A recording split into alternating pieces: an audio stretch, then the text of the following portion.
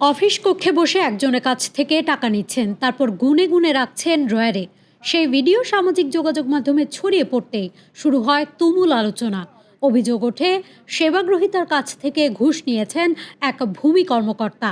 যদিও তার দাবি এটি ঘুষ নয়, ধার নেওয়ার টাকা ফেরত নিচ্ছিলেন তিনি। ঘটনাটি ফরিদপুরের বোয়ালমারী উপজেলার সাতৈর খ ইউনিয়ন ভূমি অফিসের। অভিযুক্ত উপসহকারী ভূমি কর্মকর্তা ইমরান শেখ।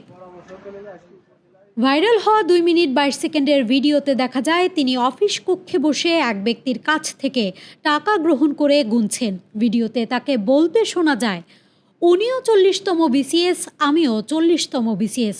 ওনার কপাল ভালো, উনি ক্যাডার হয়েছেন আর আমি নন ক্যাডার হয়েছি। উনিও 40 বিসিএস আর আমিও 40 বিসিএস। কারণ ওনার কপাল ভালো, আল্লাহ ওনার ক্যাডার বানাইছে আর আমার নন ক্যাডার বানাইছে। ভিডিওতে দেখা অর্থ লেনদেনটি সত্যি ঘুষ ছিল নাকি ব্যক্তিগত ধার পরিশোধ, সেটি এখন তদন্তে স্পষ্ট হবে। কিন্তু ভিডিও ভাইরাল হওয়ার কয়েক ঘন্টার মধ্যেই তাকে সামরিক বরখাস্ত করেছে জেলা প্রশাসন। নিউজ ডেস্ক, মানব জমিন।